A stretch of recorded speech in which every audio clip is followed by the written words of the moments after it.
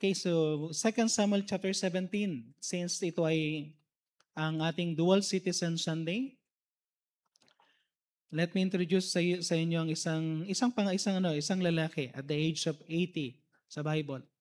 Okay? 2 Samuel. 2 Samuel chapter 17. At sino sa inyo nakarinig na ng pangalang Barzillai? Okay, si Barzillai. Parang sino sa inyo first time narinig si Barzillai? Barzillai. Tinanong ko sinong hindi pa nakarinig, sinong hindi pa nakarinig.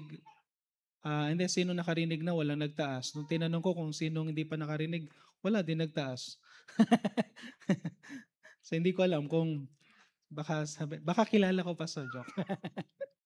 Okay, 2 Samuel chapter 17. Pwede tayong tumayo?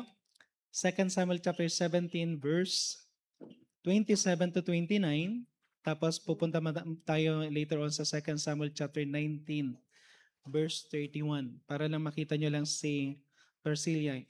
But dito sa 2 Samuel chapter 17 verse 27 to 29, ito yung kanilang ginawa kay David. Dito, marami sila dito, ilan silang tao, pero isa sa na-emphasize is si Barzillai pagdating sa verse chapter 19. So 2 Samuel chapter 17 verse 27. Okay, ang sabi yan sa may verse 27, basahin natin ng sabay-sabay na. And it came to pass when David was come to Mahanaim, that Shobi the son of Nashas of Rabbah, the children of Ammon, and Machir the son of Amiel of Lobidar, and si Barzillai. And Barzillai the Gileadite, okay, of Rogelim, brought beds and basins and earthen vessels and wheat and barley and flour and parched corn and beans and lentils and parched poles and honey and butter and sheep and cheese of kine for David and for the people that were with him to eat. For they said, the people is hungry and weary and thirsty in the wilderness. 2 Samuel chapter 19, verse 31. 2 Samuel chapter 19, verse 31. Okay, basahin lang natin hanggang doon sa may verse 32. Okay, 31 and 32 lang. Okay, ready, go? And Barzillai the Gileadite came down from Rogelim and went over Jordan with the king to conduct him over Jordan. And Barzillai was a very aged man, even 80 years old, and he had provided the king sustenance while he lay at Mahanaim, and he was a very great man. So his age is 80 years. 1 score is 20 years. So pag sinabing 4 score, 4 times 20, he is 80 years old. Okay? 80 years old. Okay, si Barzillai. At ginamit siya ng Panginoon at the age of 80. Amen? Okay? Sabi nga ni Pastor Armidio Salva, age is just a number. Amen? So, huwag kayo masyadong magano kapag nagkakaedad. Number lang yan. Pero kailangan ka pa rin mag-serve. Amen? So, ang message natin yan is the mighty act of an aged servant. The mighty act of an aged servant. So, kahit na may edad na, pwede pa rin mag-serve. Pwede pa rin makagawa ng something mighty. Okay, so tayo po muna yung manalangin. Diyos sa masalangit, muli po Panginoon, kami pong muli dumudulog sa inyong trono. Samahan niyo po kami pong muli as we study your word, Panginoon, at kayo pang magbigay sa akin ng wisdom kung paano ko po ito, Panginoon, may preach. At dalayan ko rin po, Panginoon, ang inyong Holy Spirit na kayo pang manguna. At dalayan ko po that every aged person will be encouraged and even mga young people, Panginoon. Tulungan niyo po kami na makita namin ang kahalagahan ng pagiging faithful even during the time na medyo may weaknesses na may mga limitation na at even during the crisis ay makikita pa rin ang faithfulness ng isang tao. Tulungan niyo po ang bawat isa. Bigyan niyo po kami, Panginoon, ng pangunawa through your Holy Spirit. In Jesus I pray. Amen. Pwede tayo mo po? Okay, the mighty act of an aged servant. Si Barzillai, no? The Gileadite. Okay, we will see Barzillai, he is not a warrior. He is not even a prophet nor a king. Okay? He's an ordinary person, an elderly or aged servant. Pero isang bagay na makikita natin dito na he is faithful. Amen? Okay, by the way, parang inintroduce ko na yung magiging ano natin, faithfulness and fruitfulness this year, 2026. Amen? Okay, makita natin he is faithful, sustain God's servant. Si David. At isang bagay na makikita natin during his hardest season of his life. Si David, he was sought by tawag dito ng kanyang sariling anak si Absalom. Mahirap 'yan, no? Maganda yung magkaroon ka na ng ibang kaaway, wag lang yung kaaway mo sa sarili mong pamamahay. Amen? Kuminsan yun ang problema ngayon no? Kuminsan hindi yung kapitbahay kuminsan kapwa natin yung within our family or relatives. Kaya yan ang ng problem ngayon. But makikita natin dito na si David, nandun siya sa time na medyo mahirap sa kanya dahil ang mismong nag-rebellion sa kanya at gustong pumatay sa kanya ay sarili niyang anak na si Absalom. Okay? And during that time, kukonti lang sila na nag-plead, yung kanya mga mighty men, yung kanya mga faithful men sa kanya, at naiwan karamihan kay King Absalom or kay Absalom. Pero makikita natin dito si Barzillai. Makikita natin na kahit siya ay aged na, kung tutusin, dapat hindi na siya makikialam. And yet, nilagay niya pa rin yung sarili niya sa situation na to become a blessing, to become an encouragement. At makikita natin, in-honor siya ng Panginoon for several verses, and even in different chapter, or even in different books, makikita natin na si Barzillai ay in-honor ng Panginoon. Okay, so makikita natin si Barzillai, it reminds us about God's faithfulness more than fame. Tinitingnan ng Diyos yung faithfulness, hindi yung fame. Tinitingnan ng Diyos yung faithfulness natin, not your worth as a person sa community, kundi yung faithfulness mo, tinitingnan ng Panginoon. He values faithfulness more than anything we have or anything we possess. Sa totoo lang, kung titingnan natin, mas tinitingnan ng Panginoon yung faithfulness mo kaysa yung strength mo as a youth. Tinitingnan ng Panginoon yung faithfulness mo, hindi yung kayamanan na meron ka. Kasi aanin ng Panginoon ang kalakasan mo kung hindi ka naman faithful sa Kanya. Aanin ng Panginoon na meron sa iyo kung hindi ka naman faithful sa Kanya. Okay? So sometimes mini-measure natin yung sarili natin sa mga bagay na meron tayo. May mga iba nga mas matindi. Mini-measure nila yung sarili nila sa kagwapuhan nila, sa kagandahan. No?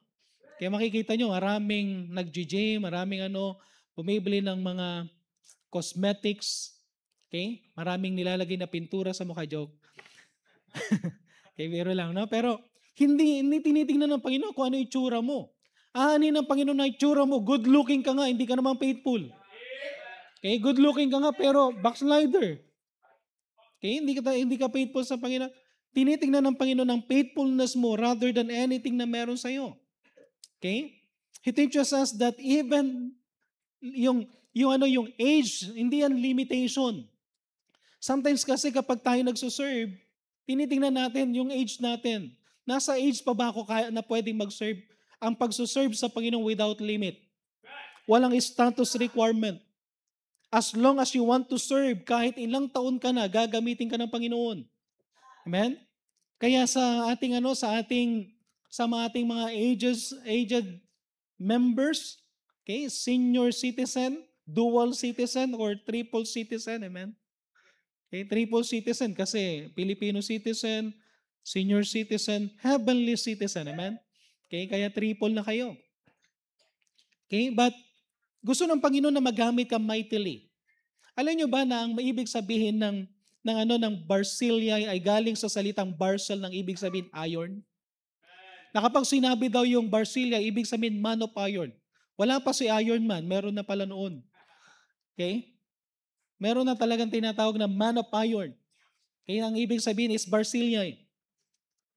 At makikita natin ng isang bagay na makikita natin sa iron, ang iron hindi katulad ng gito na kumikinang.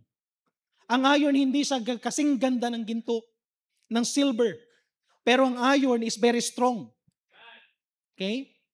Na magagamit niya kahit hindi siya ganun kamahal, hindi siya ganun kakinang, pero because of his strength, pwede kang gamitin ng Panginoon.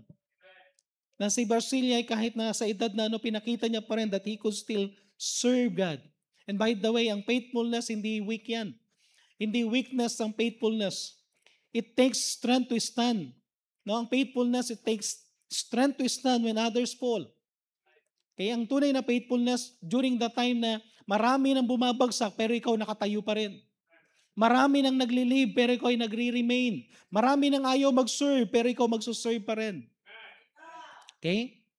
Young people, hindi walang pakialam ang Panginoon kung anong course ang matapos mo.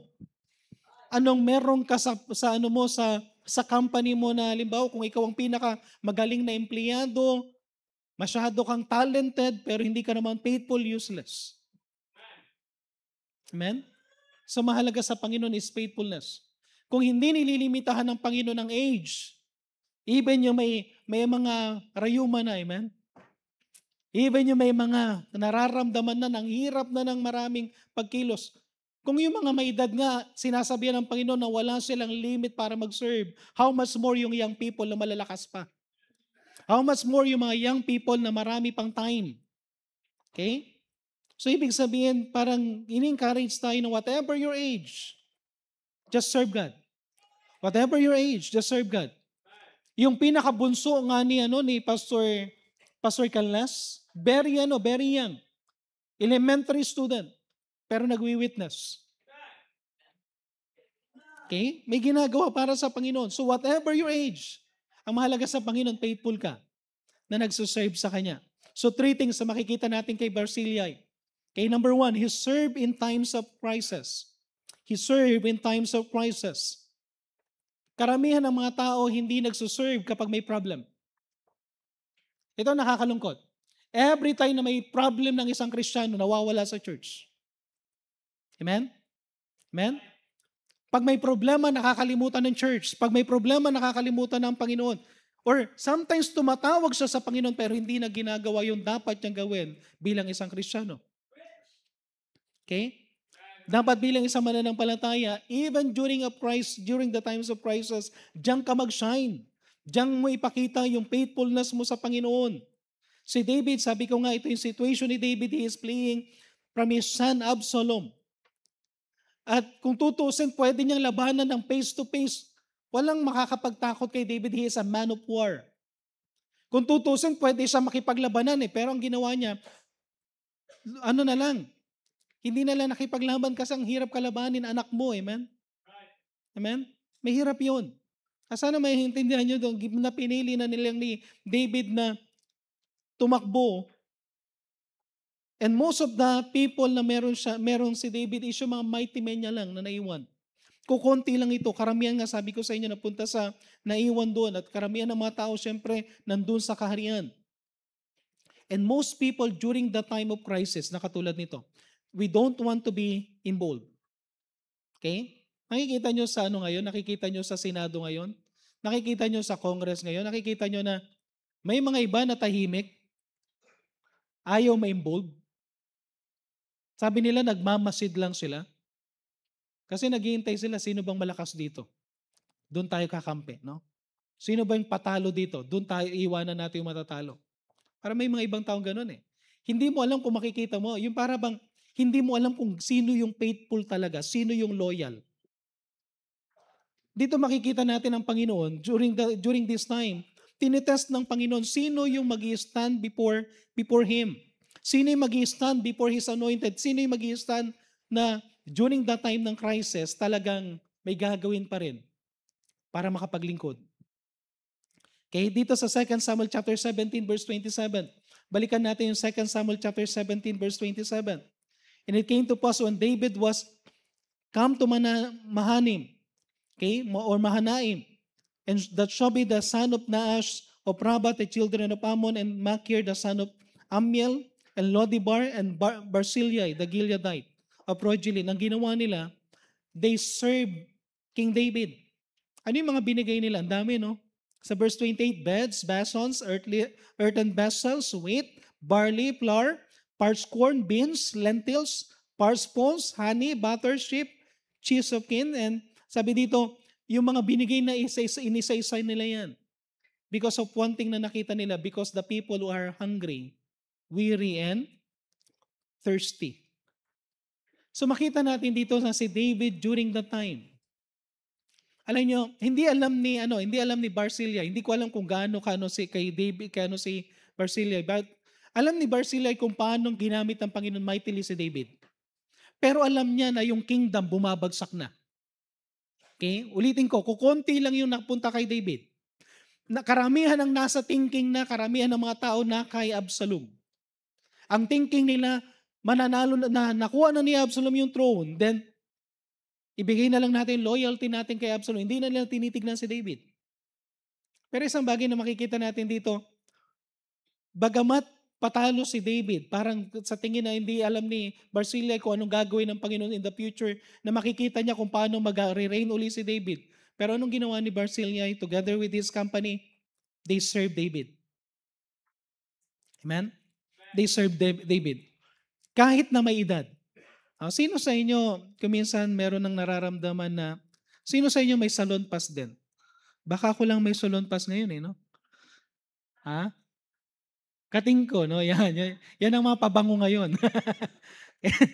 Ang pabango na ngayon ng mga aged is katingko, white flower, okay? Liniment, yan, mga sikat na mga liniment. Okay? Kayo mga young people, ano pa kayo? Cologne. No? Mga pabango nyo pa Pero sa amin, ang mabango na yung amoy ng, epicacent oil. Okay? Kasi but kahit na may edad na siya at the age of 80, isang bagay na makikita natin kay Barzillai, he remained faithful. He served. Okay? Ang sabi ko nga sa inyo, ang problem natin kuminsan, we look for some place to shine. Gusto natin parang mag-shine tayo. Gusto natin maging somebody tayo. Pero alam niyo isang magandang kaya gusto kong i-relate sa kanya dahil tinignan ko kung ano yung ibig sabihin ng Barzillai. Sabi nga yung ibig sabihin is from the root word na iron, no? Ang iron, isang bagay na makikita niyo sa iron, during the time of pressure, nag-stand strong ang iron. Okay? Hindi siya magsha-shine katulad ng gold, but it will stand under pressure. Ang kailangan natin dito is during the time ng tawag dito yung weakness natin o yung problem natin, mag-stand ka. Bagamat hindi mo kayang listen, may mga iba sa atin hindi na makatayong na maigi. Pero meron ka pang pwedeng gawin. Mamaya meron akong gustong sabihin na kasi meron kakayanan ang mga young people na hindi natin kaya. Pero may kakayanan tayong mga adult na hindi nila kaya. Physically speaking, they are physically strong. Pero pagdating ng experience, mas wise tayo. Sabi nga ni nasan dito? Nandito ba si Brother Kevin? Saan si Brother Kevin? Okay? Sabi ni Brother Kevin, hindi nyo na ako maisahan. Kasi magulang na ako. Amen? Nagkaroon na siya ng anak Okay, meron na siyang anak, no? So, ibig sabihin kapag nagkakaroon tayo nagkakaroon tayo ng wisdom. In many things, marami tayong magagawa. Bagamat natin yan, hindi, sa tingin natin, para bang hindi na natin kaya, Pastor, hindi ko na kaya makipaglaban na parang sa kingdom, hindi ko na kaya maging soldier. Hindi ko na kayang tumakbo, hindi ko na kayang mag-hold ng sword. Pero hindi natin namamalayan ang elders. Okay? Maraming nagagawang elders. Sometimes I need somebody to talk. Actually, bilang pastor, isa sa pinakamahirap sa pastor, alam niyo, isang pinakamahirap sa pastor, hindi ko kayang sabihin sa inyo lahat ng nasa isipan ko. Dahil ako yung pastor ninyo. Hindi rin ako pwedeng humingi ng advice sa lahat sa inyo dahil hindi ko pwedeng yan dahil bilang pastor, ako yung May mga things na hindi ko pwedeng i-share sa lahat. But I need some elders. Some men na hindi lang may edad kundi mature enough na kahit may edad, kinikilala pa rin ang pagiging pastor ko pero nandyan sila para magbigay ng advice. Magbigay ng kanilang wisdom. Okay? Katulad ni David. Si David, during that time, hindi pa ganun kaedad si David. Medyo bata pa si David that time, hindi pa siya ganun kaedad kay Barzillai. Pero isang bagay na makikita natin kay David, he needs somebody like Barzillai para maging courage. Okay? Tandaan natin, even the mighty king nadi-discourage. Amen? Even ang pinakamatapang at pinaka-victorious king na katulad ni King David, pwede ma-discourage. At bilang isang ma-realize din natin that even pastors get discouraged. Hindi ko sinasabi to na discourage ako. May mga times na nag-iisip lang. Amen? May mga times na di-discourage din. At lalo ngayon, dahil nag-iisip ako sa pambayad natin doon sa labo property. Hanggang ngayon, pag hindi pa nababayaran yan, labo pa rin. Pero pag nabayaran na, linaw na. Amen? Amen? Pero malapit na luminaw. Konting-konti na lang. Konting-konti na lang. Mababayaran natin yung 10M, may get, pero kailangan natin sabi ko nga, maging muna tayo. Alam ko na magpo-provide ang Panginoon. Just be faithful in your tithes and offering. Okay? Tapos maging blessing lang tayo sa ating missions booster muna. Bahala ang Panginoon mag-provide sa bagay na yan. But let's give our best, no? So makita natin dito na napakahalaga ng ng confidence sa isang tao. Tingnan niyo ang Proverbs chapter 25 verse 19. Proverbs chapter 25 verse 19. Proverbs chapter 25 verse 19. Ang sabi diyan, confidence in an unfaithful man in time of trouble is like a broken tooth and put out of joint. Confidence in an unfaithful man, whatever your status, even you are the most intelligent, most skilled person, okay, most powerful.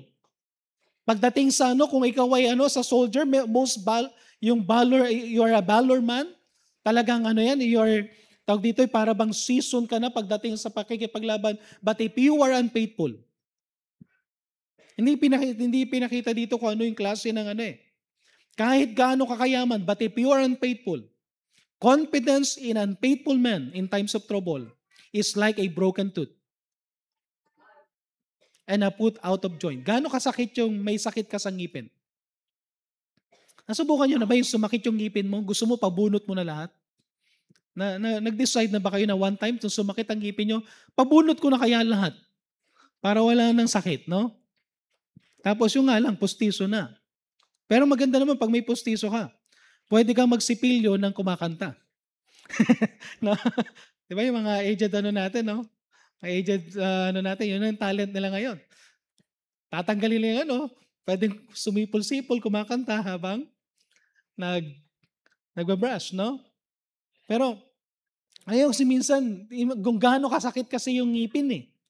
Gaano kasakit yung ma-out of joint ang iyong ang buto. Anything na patungkol sa buto, patungkol sa ngipin, masakit yan.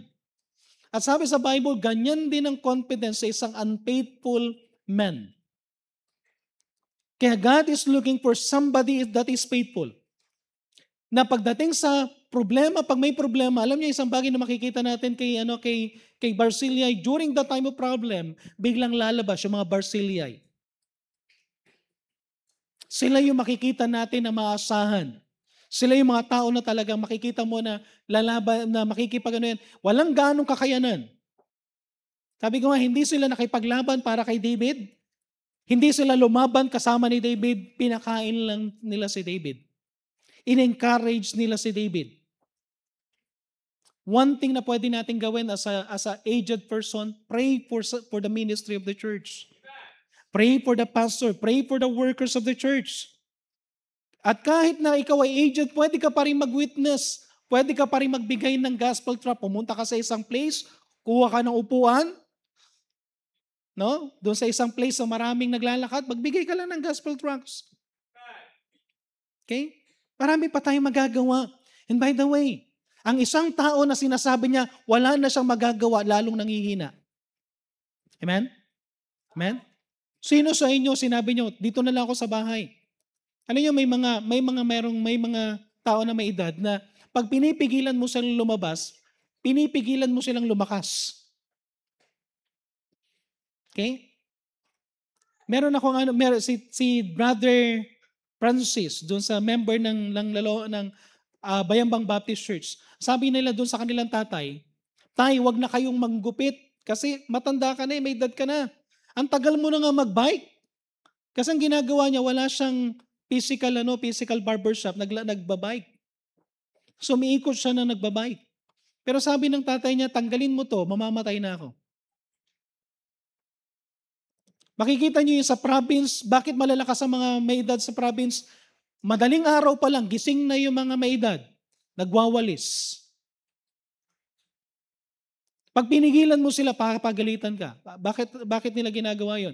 Kasi yun ang source nila para maging malakas. Amen?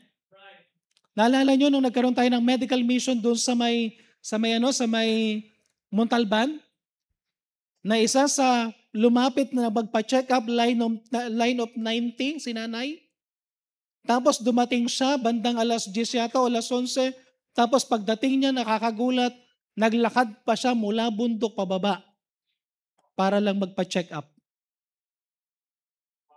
Sabihin ko sa inyo to, kung nagkakaedad ka na, tapos sasabihin mo magpapahinga ka na, malapit ka na sa talagang pahinga. Amen?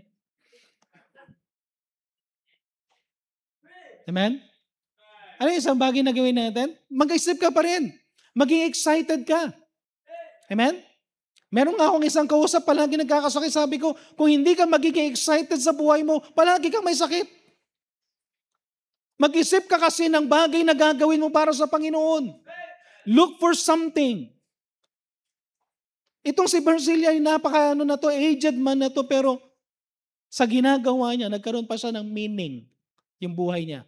Even at the age of 80. Number 2, hindi lang siya nag-serve during the times of crisis, he also served despite of his age. Hindi niya tinitignan yung edad niya. 2 Samuel chapter 19 verse 31 to 32, and Barcilia the Gileadite came down from Rogelim, went over Jordan with the king to conduct him over Jordan. Now Barcilia was a very aged man, even 80 years, and he had provided the king the sustenance while he was in Mahanaim, for he was a very great man. Aged man at the age of 80. During that time, karamihan pag nag-age ng 60, anong sinasabi? Enjoy ko na yung pension ko. Amen? Time na para namang magliwaliw. Time na para hindi na ako gagawa ng ganito. Alam nyo, kapag ganun ang thinking natin, ang thinking na natin is para bang nag-ano na tayo, pababa na rin yung resistensya natin. Kahit may edad ka na, do something, sabi ko nga kanina. Huwag mong sabihin na, sabi mo, "Pastor, ako ay napakatanda na para sa gawain na yan." Hayaan na lang natin yung young people. Okay? Thank God you train young people para gawin yung ginagawa ninyo. Pero sabihin ko sa inyo to, huwag niyong bibitawan yung ginagawa ninyo. Hanggat kaya pa, manatili pa rin kayo mag-serve. Okay? Sabi ko nga, si Pastor Ami G. Saldan, sinasabi niya palagi, age is just a number. Kung hindi mo isipin yan, wala lang. Okay? Ang para sa kanya, ang enthusiasm, kung masigla siya at mananatili siya masigla, kahit sabihin nila na may edad na siya, sige pa rin. Ang nakakatuwa kay Pastor Army, 90 years na siya mahigit. Pero grabe pa rin siya mag-preach, ano? Okay? Grabe pa rin yung kanyang memory. Pati yung jokes niya, hindi niya nakakalimutan. May mga jokes siya na narinig ko na for several times. May message siya na, meron siyang message na narinig ko ng 3 times, pero the way he deliver yung message, grabe. Kabisado niya yung bawat punto niya. Meron pa rin siyang reason, binibigyan niya pa rin yung reason ng sarili niya to serve God, to stay healthy, to stay strong. Dahil gusto niya pa rin mag-serve. Sino sa inyo nag-iisip na at the age of 70, nagsaserve ka pa rin?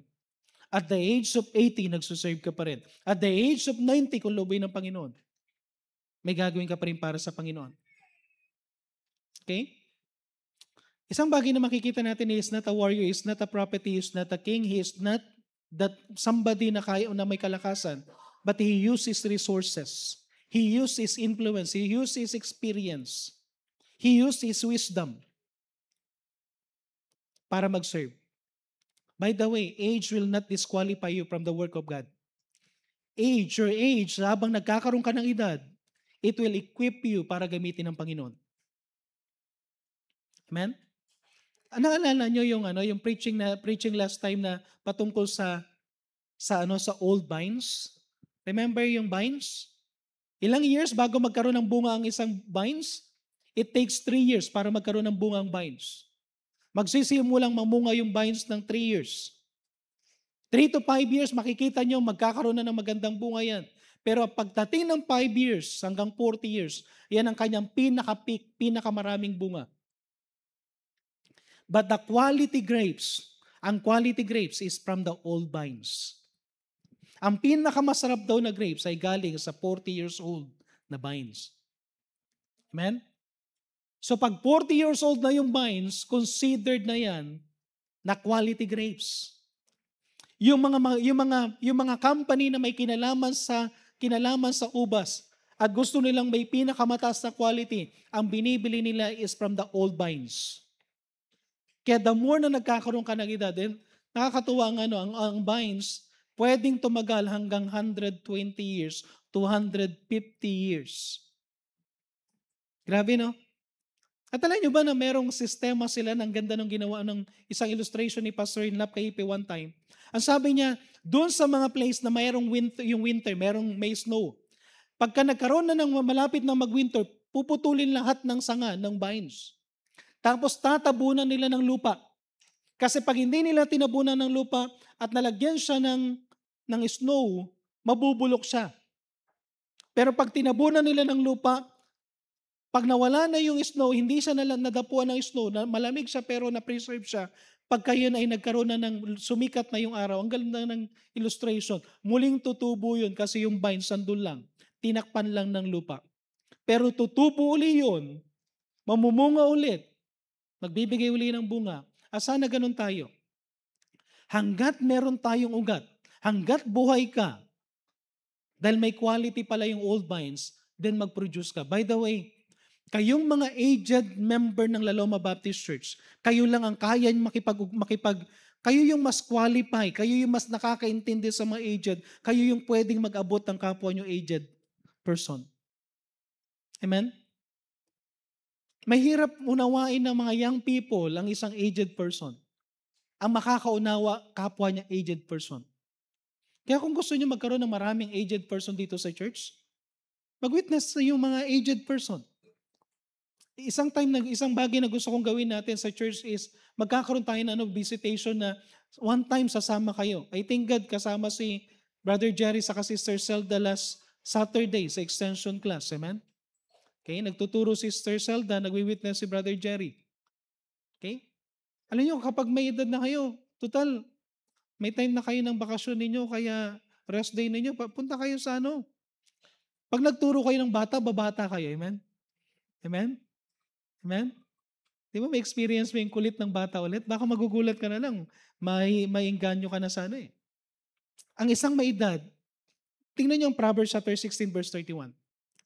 May mga iba na ayaw na nila ng mga taong may edad eh. Nilalagay nila sa ibang bansa, nilalagay na lang nila sa room for the aged. Pero sa atin, tingnan niyo sa Proverbs chapter 16 verse 31. The hoary head is a crown of glory. Amen? If it found in the way of righteousness. Of course, kahit na may edad ka, kung hindi ka naman ayon sa righteousness at hindi ka gabay ng banal salita ng Diyos sa Holy Spirit, of course, hindi rin maganda. Pero ang isang gray-headed person, okay? Ibig sabihin nyo, ay puting buhok na. Glory daw yan. Proverbs chapter 20 verse 29, the glory of the young man is their strength, and the beauty of the old man is the gray head.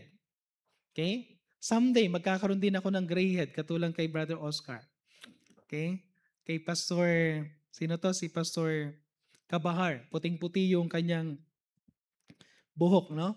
At marami na rin eh. Magmula nung nagpastor ako, biglang nagdamihan eh. Kung wala yung oil, pag tinitingnan niyo ako, pag meron lang kasi ako nilalagay na oil sa kajel.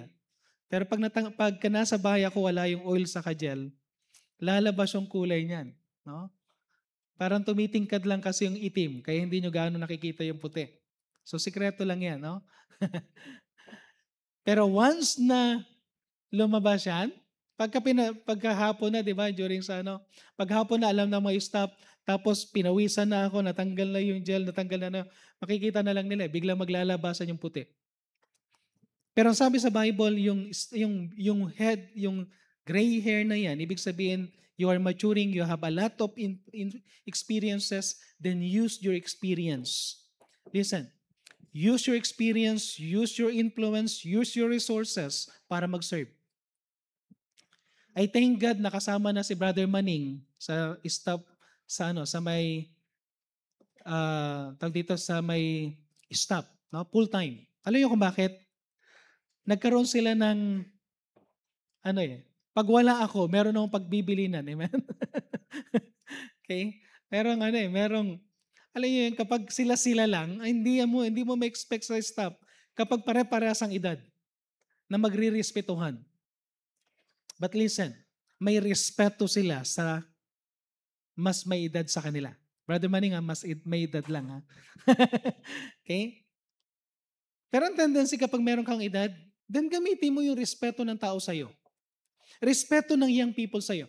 Elder, yung mga may edad na sa atin, yung nasa 60 patas, even 50 years old patas, use your experience, use your influence, use yung respect nila sa'yo para i-guide ninyo yung mga young people sa church. Amen? Gamitin natin yan. Magpagamit tayo sa Panginoon. The number 3, for the sake ng time, he served without seeking reward. Nakakatuwa kay Barzillai. He served during the time of crisis. He served even in his old age. Pero itong isang bagay na makikita natin sa isang true servant.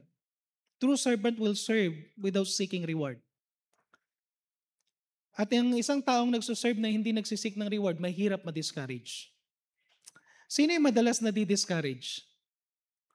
Madalas na di-discourage yung taong naghihintay ng tapik. Yung taong naghihintay ng papuri. Yung taong naghihintay ng thank you. Yung taong naghihintay ng pansinin. Kaya kung minsan maraming tinatawag na KSP. Ano yung KSP? Kulang sa pansin. Okay? Magpapapansin dahil gusto niyang pansinin. Pero si Barzillai, makikita niyo dito si Barzillai, inuparan siya ng king. 2 Samuel chapter 19 verse 33. 2 Samuel chapter 19 verse 33. Tingnan niyo yung offer ng king sa kanya. Ang ganda ng offer ng king sa kanya sa verse 33. Now Barzillai was very aged man. O sa may verse 33, and the king said unto Barzillai, come thou over with me, and I will feed thee with me in Jerusalem. No? Sabi ni King David, Barzillai, sama ka na lang sa akin. Daling kita sa Jerusalem, ako magpapakain sa iyo. Wala ka nang ibang iisipin. Dahil naging blessing siya during the time ng crisis, willing si King David na i-honor si Barzillai. Dalhin sa kanyang kaharian. Pakainin, i-honor siya. Pero ano sabi ni Barzillai? Sabi ni Barzillai sa may verse 34, and Barzillai said unto the king, how long shall have I to live that I should go with the king unto Jerusalem? Lord, or sabi niya, mahal na hari, ilang taon pa ba ang buhay ko na lang para makasama kita sa Jerusalem? Ang sabi niya, I am this day 80 years old. 80 years old na ako. Can I discern between good and evil? Darating na yung panahon na magiging makakalimutin na ako. Baka hindi ko na alam kung ano yung bang reasoning niya is medyo na maapektuhan na dahil sa kanyang kaedad. Ang sabi niya, masasarapan pa ba ako? Matitikman ko pa ba yung sarap ng pagkain at inumin sa kaharian? Maririnig ko pa ba na maganda yung mga singing men and women sa kaharian? Okay? Ang sabi niya, baka maging pabigat mo lang ako. So sabi niya, thy servant will go a little way over Jordan unto the king. Sabi niya, itong ginawa ko sa inyo, sa iyo, king, na pagsama ko sa iyo sa Jordan para maglingkod, pakainin ka, maliit na bagay ito. And why should the king recompense it with such a reward? Sabi niya, bakit ang laki naman ng reward? Kaya alam niyo, nakakatuwa sa isang tunay na servant, hindi siya nag-a-ask for reward. Amen? Amen? Actually, makikita natin to karamihan ng mga tao ngayon. Alam yung pinaka-problema natin? Ang problema natin ngayon, even sa politics natin ngayon, sa bansa natin, sa community natin, yung salitang utang na loob.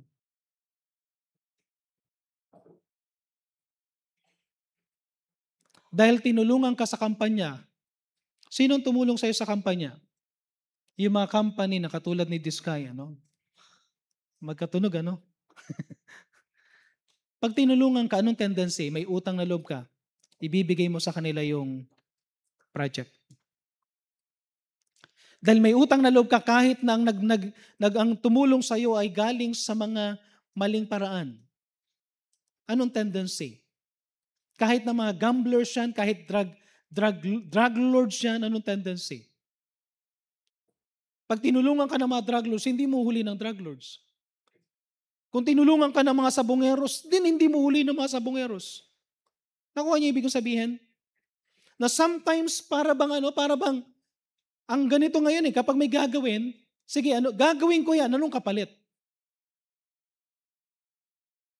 Anong kapalit? Naku, minsan, ang hirap ng humingi ng tulong kasi palaging merong kapalit. Pero si Barzillai, he made something. At para sa kanya, para kay King David, that is a great, tawag dito yung deeds na ginawa ni Barzillai. Pero para kay Barzillai, Lord, maliit lang yan. Bakit kailangan mo akong i-reward sa maliit na bagay?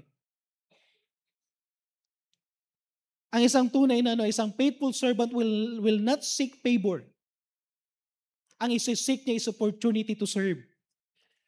A true service will seek no spotlight, no repayment. Hindi mo kailangan magkaroon ng spotlight. Okay? Kapag tunay ka na naglalove, you do not need repayment. Ang true loyalty will seek no throne. Hindi mo kailangan ng trono o kaya ilagay ka, iluklok ka sa isang posisyon because of what you did. Ang isang tunay na servant, simple lang sa Luke 17 verse 10. Anong sinabi sa Luke chapter 17 verse 10? So likewise ye, when ye shall have done all these things which are commanded you, say, we are unprofitable servants. We have done that which was our duty to do.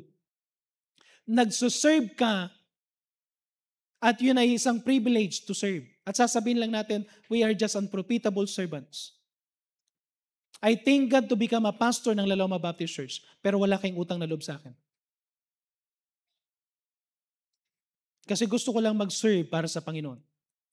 At sana kapag nagsuserve din tayo sa Panginoon, huwag kang naghihintay ng kapalit. Huwag ka naghihintay ng papuri. Na kapag hindi ka napansin ni pastor, ayoko na. Bakit? Hindi man ako pinansin ni pastor, hindi man ako sinabi na alam niyo kung ganun ang attitude natin, then we are not a servant. Hindi tayo nagsisik ng applause, hindi tayo nagsisik ng commendation and spotlight. We are just contented to serve even sa little things na ginagawa natin.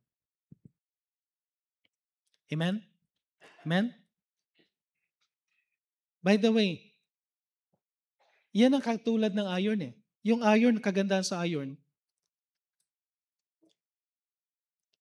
katulad ni Barzillai, sabi ko nga, hindi mo siya kailangan sabing mamahalin. Hindi mo kailangan maging mamahalin para mag-serve. You just need to become strong to be in use. Amen? You just need to be strong to be in use. Do not shine like a gold. Just be strong to be in use like an iron. Mas i-bless ka ng Panginoon. Bilang conclusion, hindi siya nag-seek ng reward. He served during the time of crisis. He served even in his old age. He served without asking for a reward. Pero i-reward ka pa rin ng Panginoon once you serve Him. Amen? Anong ginawang reward ng Panginoon? Bigyan ko lang kayo ng ilang dito as conclusion. 2 Samuel chapter 19 verse 37. Ang sabi, and let thy servant, I pray thee, turn back again, and that I may die in mine own city, and be buried to the grave of my father and my mother. Behold, thy servant Chimham.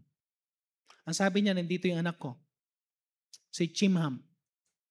Okay, let him go over with the Lord, the king. May ano pa siya. Kaya niya pang maglingkod sa iyo na ano. And do to him what shall seem good unto thee. Gawin mo ka sa kanya kung anong gusto mong gawin para sa kanya. Pero alam yung ginawa dito? Ito yung pangako ni David kay Barzillai.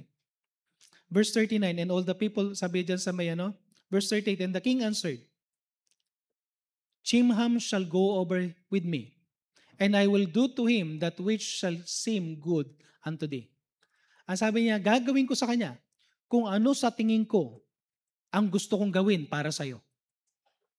Sino ang nakinabang doon sa bagay na yon? Yung anak niya. At ito pang sinabi niya, may dagdag pa. And whatsoever thou shalt require of me. Kung meron kang request, meron kang bagay na gustong i-ask na gawin ko para sa iyong anak, that will I do for thee.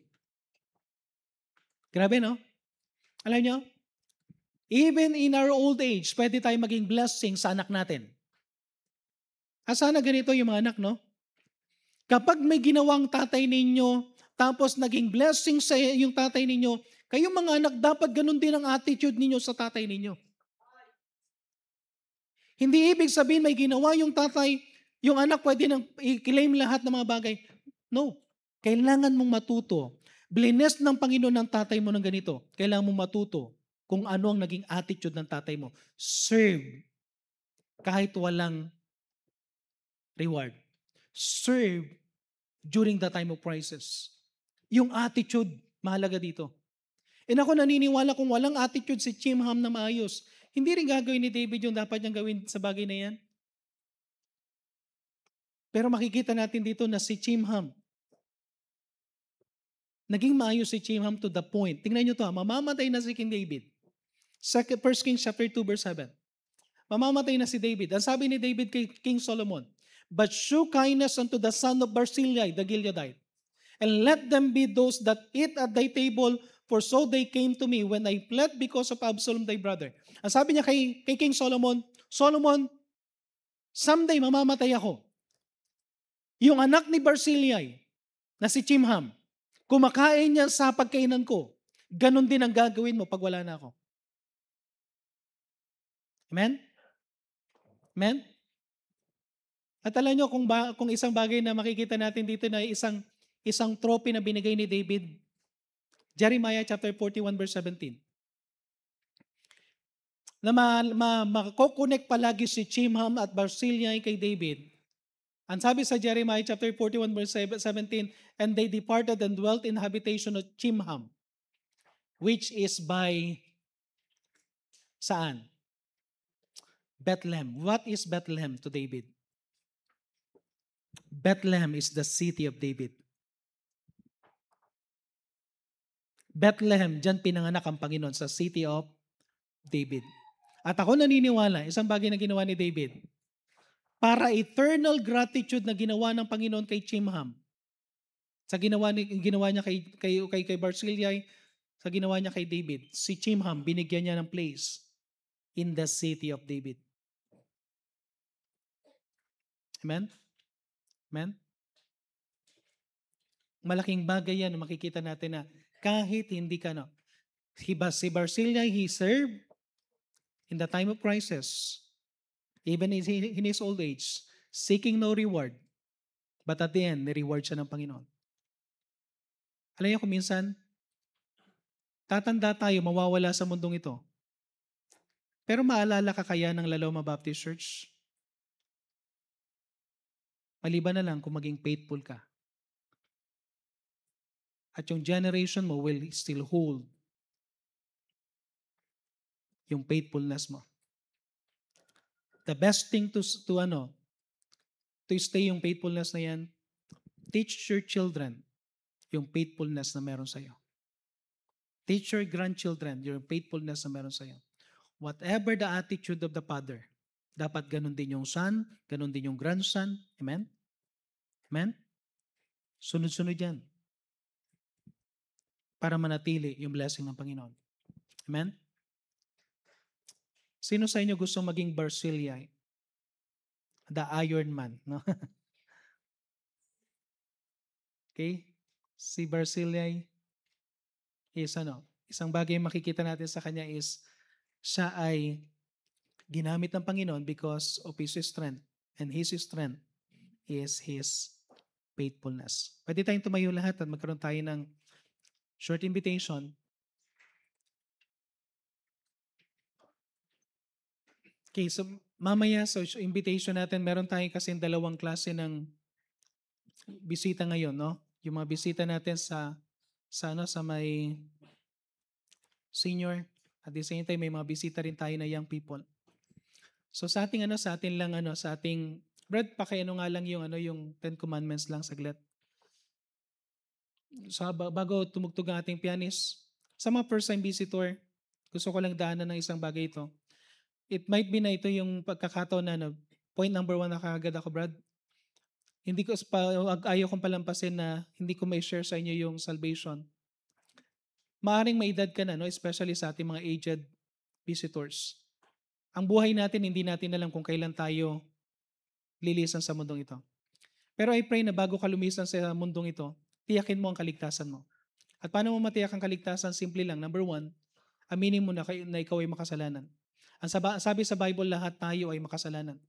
Romans chapter 3 verse 23, sapagkat ang lahat ay nagkasala at hindi nakabot sa kalatian ng Diyos. Pag sinabing lahat, lahat po tayo doon.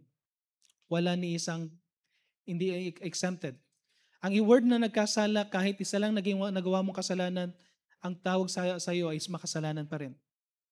So ibig sabihin, lahat tayo dito, ang category natin, makasalanan. Kasama ako doon. At sabi sa Roma 3:10, gaya ng nasusulat, walang sino mang matuwid, wala kahit isa. Okay? So, ikaw sa sarili mo, inaamin mo ba na ikaw ay makasalanan? Sa mga bisita po natin, kung gusto mo maligtas, una, aminin mo na ikaw ay makasalanan. Second, kailangan nating tanggapin na dahil sa ating kasalanan, ang kabayaran nito ay kamatayan. Ang sabi sa Roma 6:23, ang kabayaran ng kasalanan ay kamatayan. Ang ibig sabihin ng kamatayan, paghihiwalay. Pag may nangyari sa katawang lupa natin, hihiwalay ng kaluluwa natin, ang tawag doon physical na kamatayan. Pero nakakalungkot, pag lumiwalay ng kaluluwa natin, hindi pa ito kapahingahan.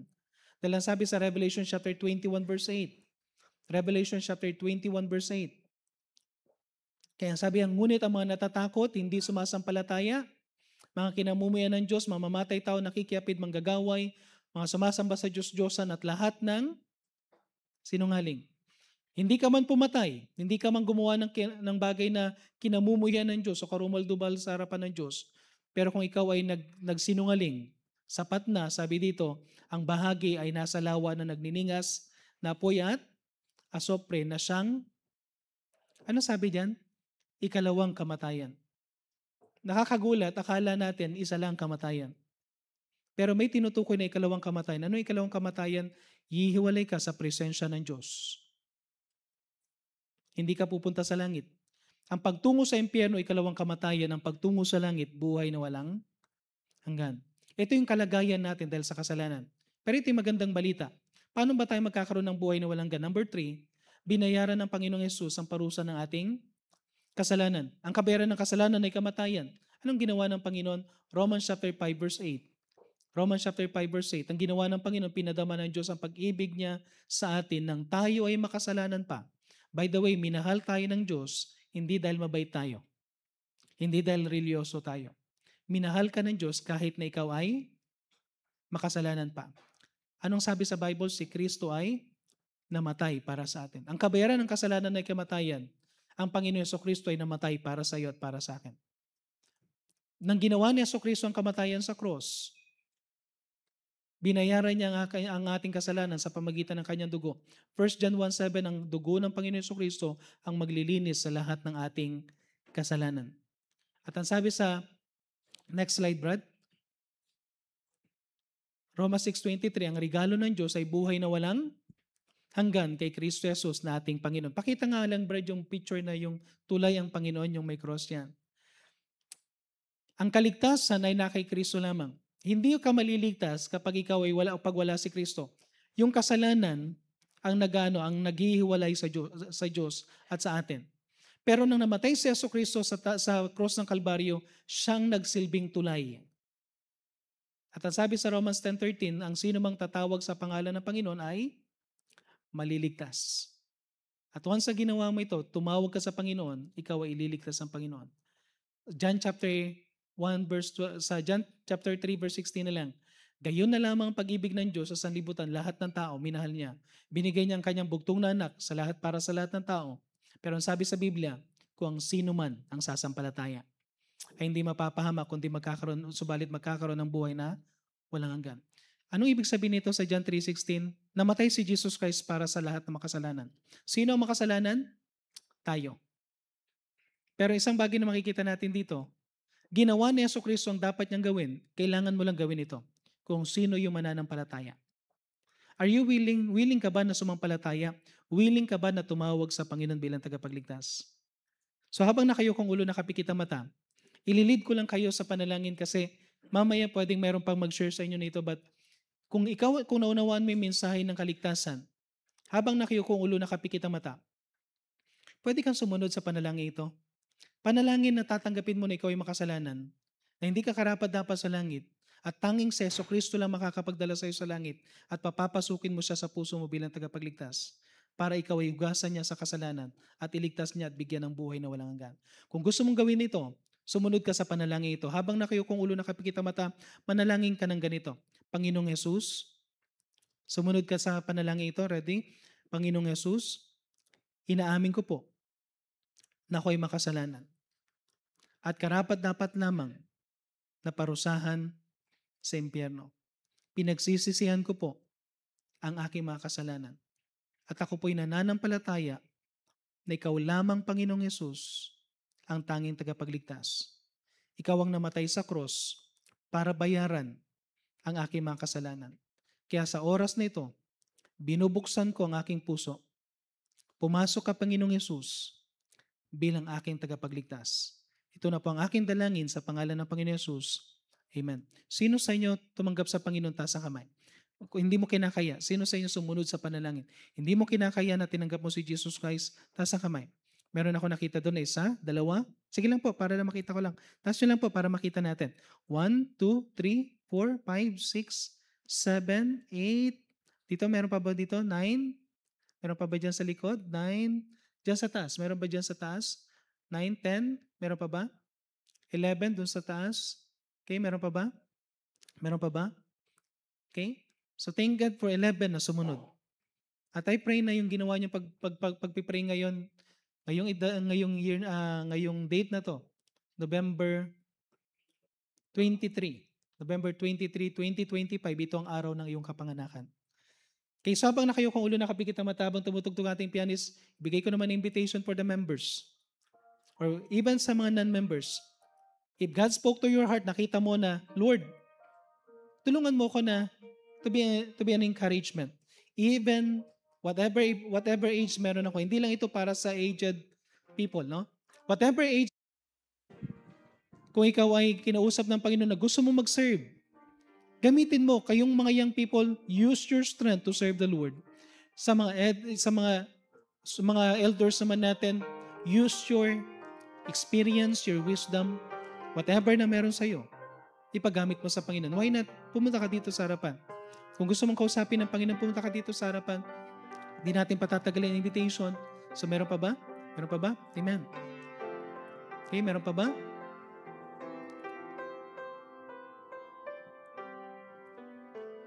Okay, so tayo po'y manalangin.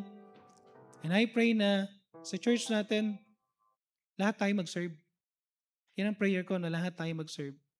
Whatever your age, kung ang aged is gusto ng Panginoon maglingkod, ibig sabihin, whatever your age, just serve God faithfully. So tayo po'y manalangin. Diyos sa masalangit, maraming salamat pong muli sa binigay niyo po, Panginoon, na message sa lesson, Panginoon. And I pray na patuloy kayo pong mag-bless sa aming mga aged visitors, Panginoon, aged members ng aming church. Maraming salamat po for this Dual Citizen Sunday at maraming salamat sa lahat ng mga bisita na nakasama namin. At tulungin niyo po sila, Panginoon, to be encouraged to do something na mag-serve pa rin even in their age. At ganoon din po, Panginoon, tulungan niyo rin po, Panginoon, kami rin po ay nagpapasalamat, Panginoon, na patuloy kayo po, Panginoon, na nagbibigay sa amin ng opportunity to serve every age, Panginoon, age group. Tinadalain ko po, Panginoon, i-bless niyo po ang mga ginawang decision, especially ng 11 person, Panginoon, na tumanggap sa inyo bilang tagapagligtas. Maraming salamat po. May nakita po kaming young people na tumanggap and even mga bisita namin, Panginoon, na elderly. Maraming salamat po sa service na ito at i-bless niyo rin po, Panginoon, ang aming Sunday School. In Jesus I pray. Amen.